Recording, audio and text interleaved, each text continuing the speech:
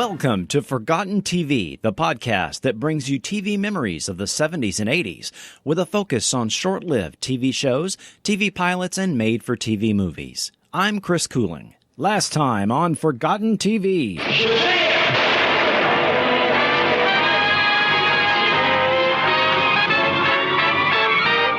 Almighty Isis. And Isis, dedicated foe of evil, defender of the weak, champion of truth and justice.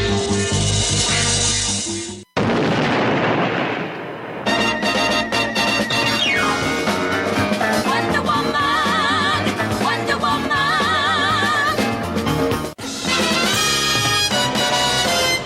This time on Forgotten TV, we continue our look at the 1970s live-action superheroes, which would not be complete without the live-action incarnations of Spider-Man.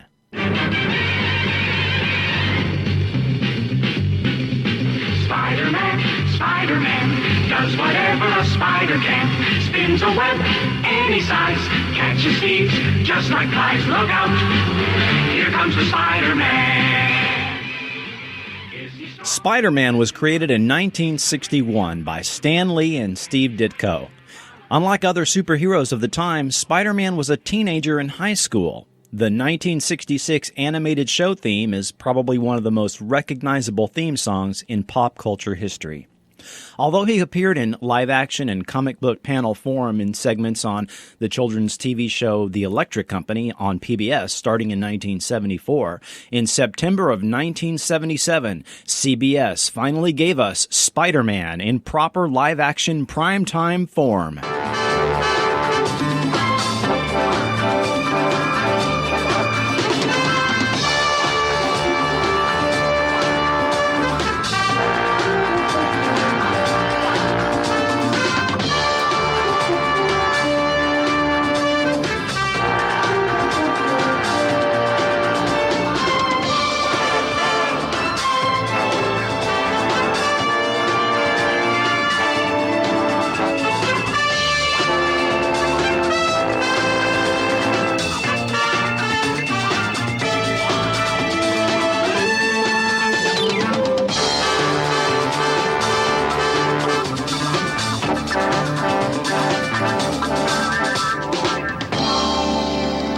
With that original theme from Johnny Spence, this TV movie/backdoor pilot was produced by Charles Fries and Daniel Goodman.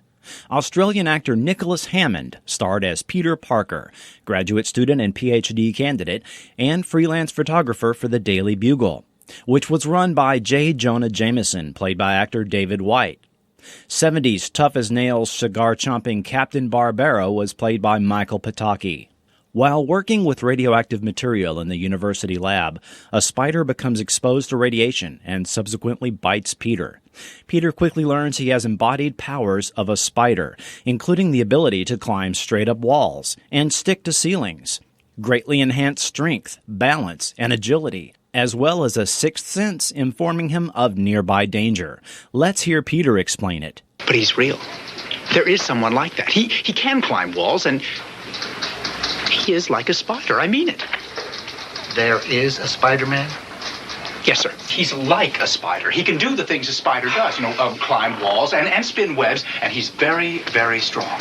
He's got the strength of a spider, but it's all in proportion to his size. Spiders are very, very strong, so he's thousands of times stronger than you or me. The costume he constructs off-camera is fairly faithful to the comics, except for his eyes, which are more roundish and have a metallic mesh instead of the traditional white. He later constructs bracelets that can launch ropes to swing on, as well as to be able to web criminals, which looked more annoying than actually being effective. The mechanism and the operation of these is glossed over, but I sense the costume designers were going for realism because it seemed like each cartridge was good for one web shot. Later on during the series episodes, a utility belt of sorts is seen made up of these cartridges, which is also quite visible on the exterior of the costume, which probably made the stunt harness easier to hide. Meanwhile, a criminal uses mind control technology to cause ordinary citizens to rob banks against their will. He attempts to blackmail New York City by threatening to cause 10 citizens to commit suicide unless he is paid $50 million. The mastermind turns out to be a self-help guru that runs seminars similar to the EST seminars that were popular at the time, only this guru uses post-hypnotic suggestion along with a microwave signal transmitted to attendees that wear a lapel pin that is a cross between the Nazi SS symbol and the Screen Gems logo.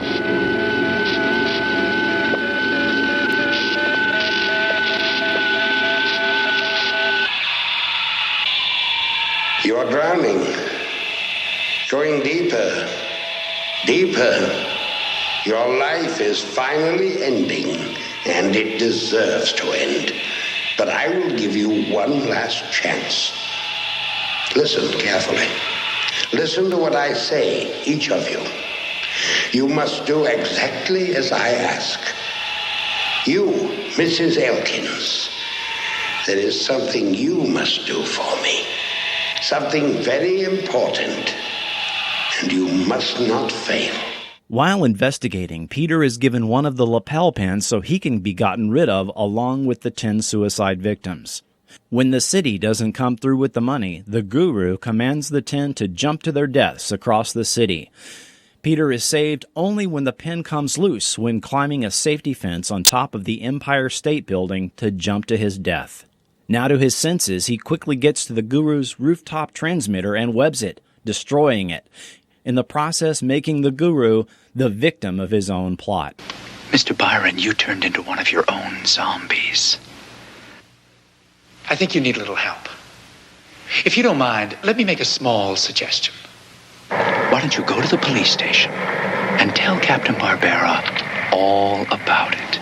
Effects in this TV movie ranged from poorly done blue screen superimposing Spider-Man onto a wall or ceiling to highly effective practical stunts for the time using a cable rig that would enable stuntman Fred Wall to be seen actually shimmying up the side of a building.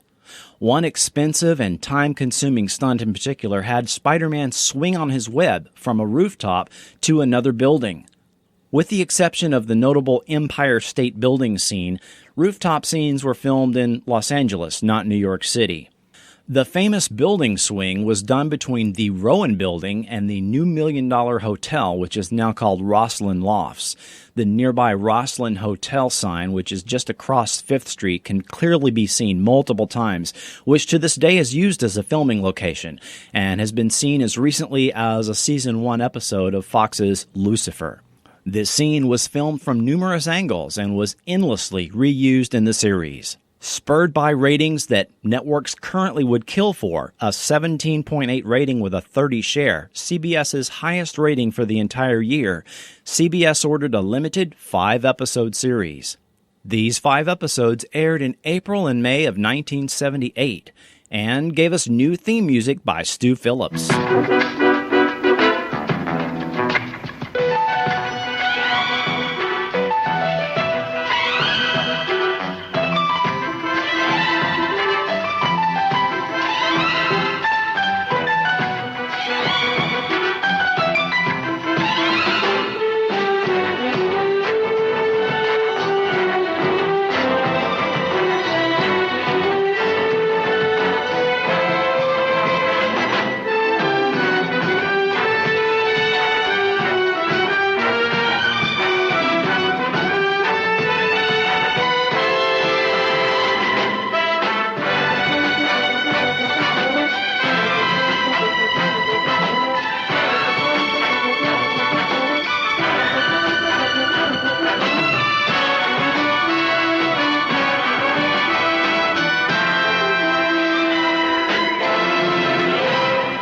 Actor Robert F. Simon was added as J. Jonah Jameson. Parker, you're fired. Actress Chip Fields was JJJ's sassy secretary Rita, a character invented for the series. Mr. Jameson's office. Uh-huh. You want him to donate to what? Honey, you got the wrong Mr. Jameson. You're welcome.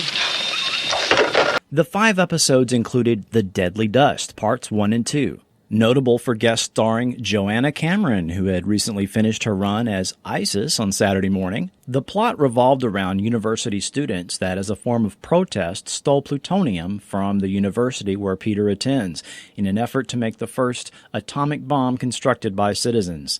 This was an idea that was recycled in 1986's film The Manhattan Project. Other episodes of this run included The Curse of Rava, Night of the Clones, one of my favorites, and Escort to Danger. These 5 episodes did very well in the ratings, overall being the 19th highest rated show of the 1977 to 1978 TV season. And to put that in comparison, these are numbers that the NCIS spinoffs currently get for CBS. The Incredible Hulk meets Spider-Man. Each figure a foot tall and fully posable. All you need is a piece of string, and here comes Spider-Man. Avalanche! This is a job for the Hulk. The Incredible Hulk with a face that's mean, lots of muscle and skin that's green. Superhero Hulk. Good job, handsome. The Incredible Hulk and Spider-Man from the Superhero Collection, each sold separately by Mego.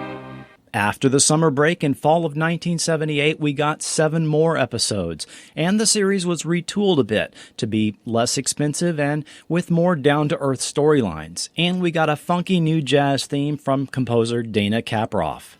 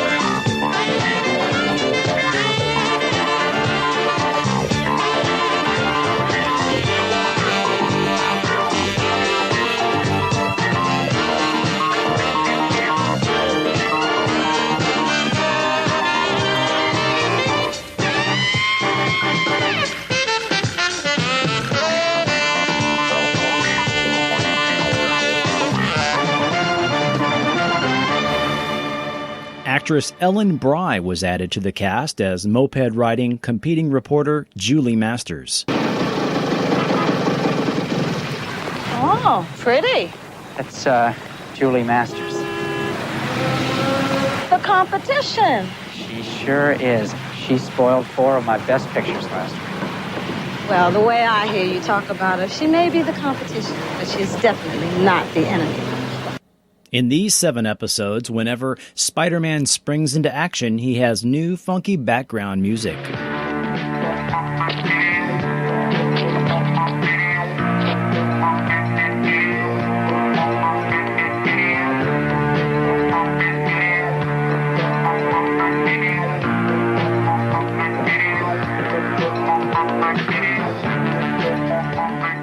This 7-episode run included The Captive Tower, the most rarely seen of the episodes, A Matter of State, The Con Caper, The Kirkwood Haunting, Photo Finish, and Wolfpack. A 2-hour episode, The Chinese Web, concluded the series.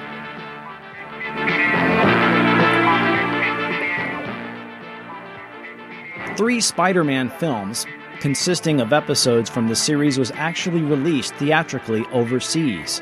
These 3 movies included the original pilot film Spider-Man in 1977, Spider-Man Strikes Back in 1978, and the Chinese web episodes re-released as Spider-Man: The Dragon's Challenge in 1981. In the early 1980s, Trends World Incorporated repackaged almost all of the episodes into 7 TV movies for U.S. syndication. Multiple sources state the series was canceled by CBS to avoid being labeled as the Superhero Network. CBS had already aired the Shazam and Isis Hour for several years on Saturday morning. In prime time, on Friday nights, Wonder Woman, followed by The Incredible Hulk, and by July of that year had already aired the TV specials of Doctor Strange and Captain America.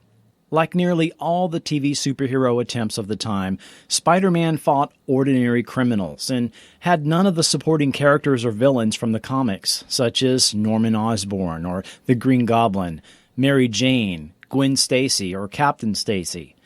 The show even received criticism from fans as a result, and Stan Lee supposedly said the series was too juvenile. Starting in 1980, the series was released on VHS, Laserdisc, and RCA's CED format, but suffered from incomplete releases, and they did not release the episodes as they were originally aired. They typically released them as the repackaged TV movies. The series has not been released on DVD, Blu-ray, or any digital format, despite interest from fans and ample opportunities for sales tie-ins, now that we've had 3 Spider-Man theatrical continuities.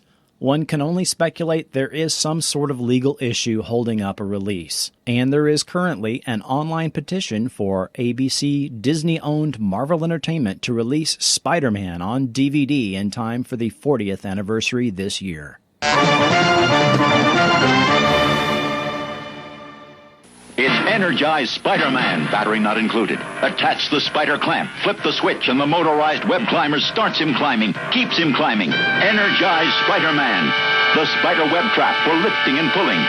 The spider light, you can watch him climb in the dark and pretend he's searching for the enemy.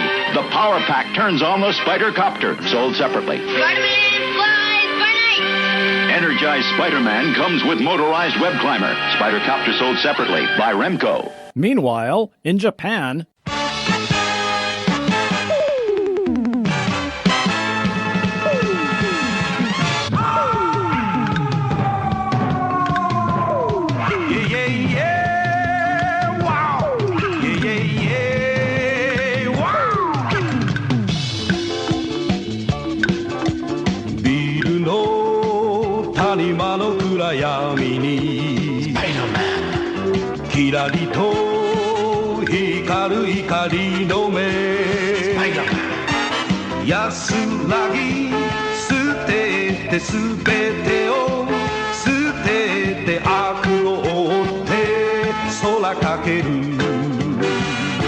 Change the apart.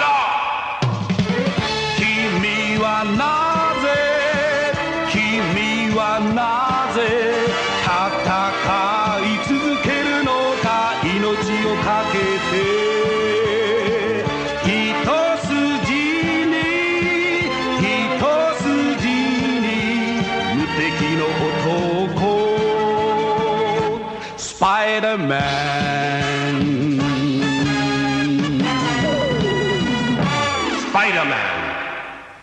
Yes, it's the Japanese 1978 production of Spider-Man by the Toei Company. This is something you might have seen mentioned in Starlog and other genre magazines in the 80s and 90s, but not until the internet was widely available did this become basically known to the general public.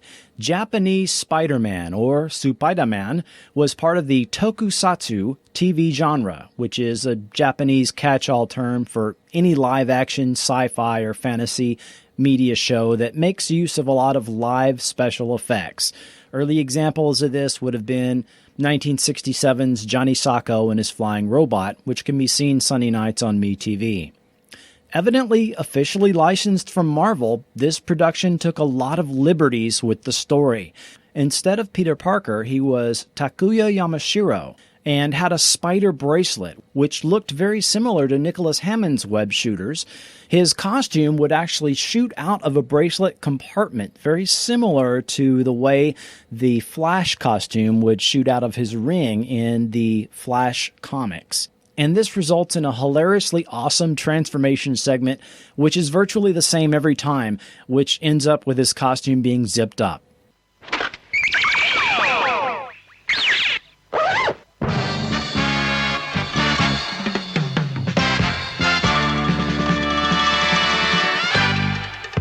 Supaidâman's costume was even more faithful to the comics version than the CBS show. And in typical Japanese pop entertainment fashion, this show featured kaiju, or giant monsters, robots, and outrageous vehicles. Takuya rode a motorcycle and operated fantastic vehicles, such as his jet car, the GP7. In times of dire need, that would dock into the Marveler, a larger flying vehicle, and that would then transform into a giant flying robot reminiscent of the Power Rangers Megazord. The word is Marvel was not happy with some of the elements of this series, perhaps one of those being when Spider-Man would whip out a machine gun and off the bad guys.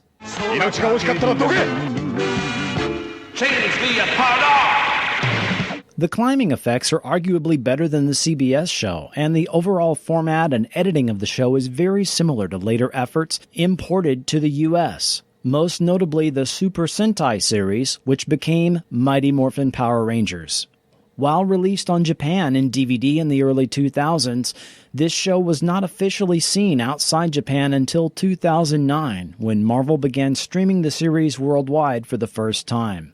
While there is no current official Region 1 US release for this show, you can find it on YouTube and on various places online. Imagine a 15-minute shopping spree in your child's favorite toy store. That's right, up to $1,000 of Mego toys absolutely free. Just look for this Mego 8-inch Superheroes display. Fill out this sweepstake coupon or a 3x5 card and mail to this address. That's not all. Buy his favorite 8-inch superhero and get this poster free. But act now. Offer ends June 30th. Look for this superhero display at your local toy store. Today we learned the importance of keeping faith with a friend or someone you love, even if it seems they've done something wrong. If they have, it'll come out soon enough. But if they haven't, they need someone who will believe in them when others won't. That's what being a true friend really means. See you next week.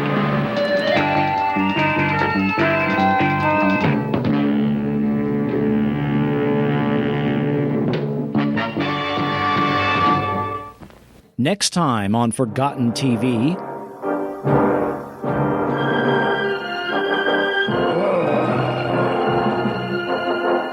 Come on, Doctor. This research that you're doing, everybody would like to know how to tap into their hidden strengths.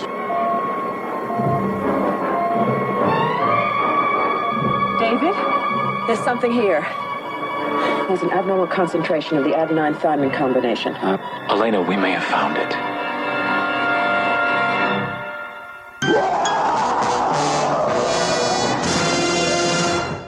And I'd like to thank the following YouTube channels for making a lot of these clips possible. Jeff Warren, The Web of the Spider, The Channel, Brick Mantooth, and Ultimate Toy Collector. If you like Forgotten TV, be sure to check out the Shazam ISIS podcast. Be sure and subscribe to Forgotten TV on iTunes, Stitcher, or wherever you get your podcasts. To interact with me on Facebook, Twitter, YouTube, or to easily support the show by shopping on Amazon, that's all linked up for you at Forgotten.tv. Until next time, I'm Chris Cooling, and this has been Forgotten TV.